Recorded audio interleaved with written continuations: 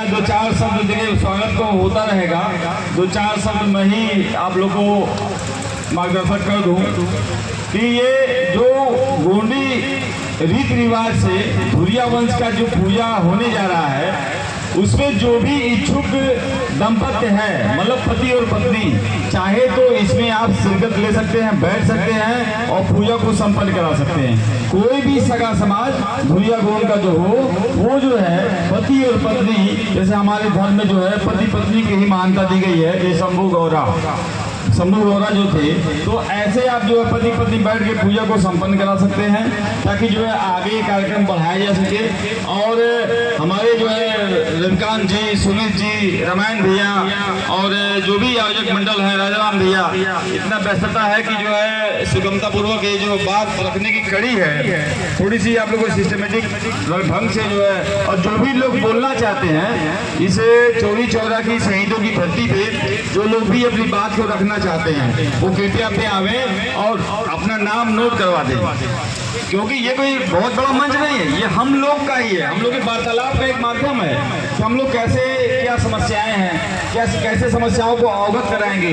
तो ये वार्तालाप का माध्यम है, एक कोई बाहरी लोग का मंच नहीं है, हम लोग का मंच है। तो आप लोग निसंदेह और शर्म झिझक को छोड़ते हुए आप लोग आइए और यहाँ पे अपनी बातों को रखिए, और पानी की व्यवस्था देखिए है, पानी पीजिए और अपनी बातों को रखिए।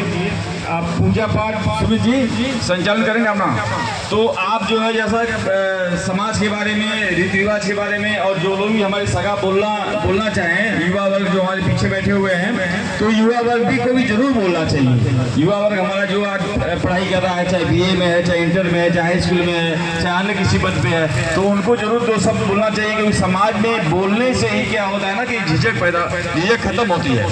तो हम लोग, मैं निवेदन करूंगा आप सभी लोगों से कि आप लोग जो है इस मंच पे आकर के अपनी बातों को रखिए। एक खुला मंच है, आप लोग का मंच है, आप लोग का क्षेत्र है। तो ये सुमित जी, अब आगे की बात सुमित जी कहेंगे।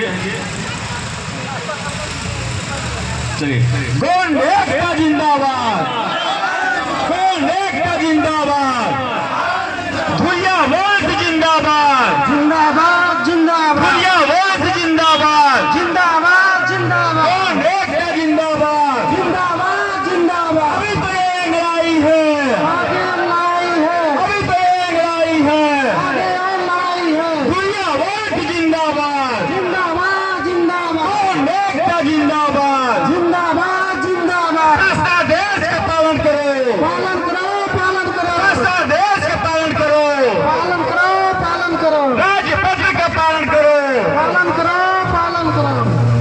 धुरिया समाज जिंदाबाद, जिंदाबाद जिंदाबाद, गोंड एकता जिंदाबाद। जिंदाबाद जिंदाबाद।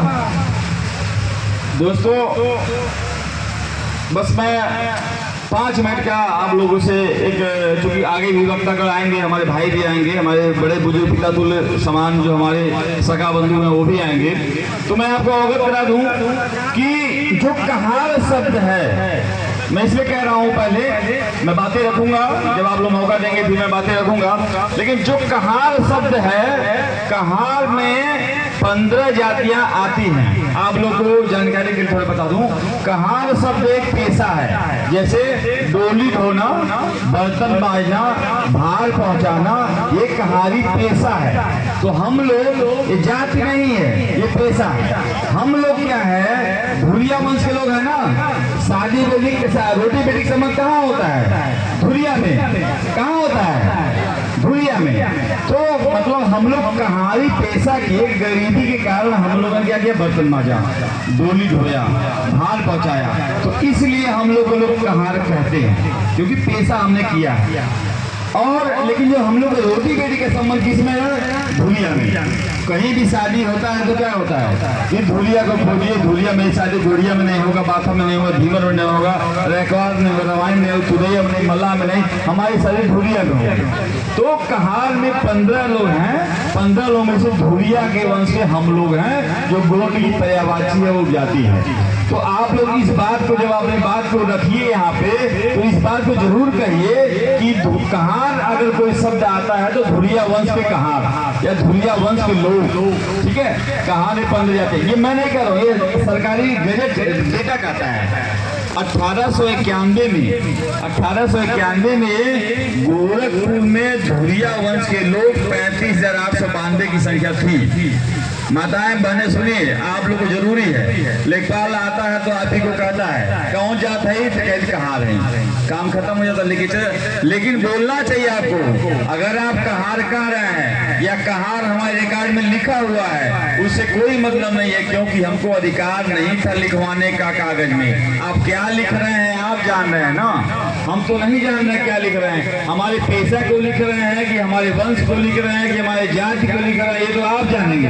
लेकिन जब आप हमसे पूछेंगे तो हम यही कहेंगे धुरिया वंश के जहाँ की रोटी बेटे के संबंध होता है तो बताइए, नहीं होता है तो जिसमें होता है वो बताइए। अगर गोरिया में शादी होता है तो गोरिया बताइए, अगर बाथम में शादी होता है तो बाथम बताइए, अगर रैकवार में शादी होता है रैकवार बताइए, अगर तुरैया में शादी होता है तो तुरैया बताइए।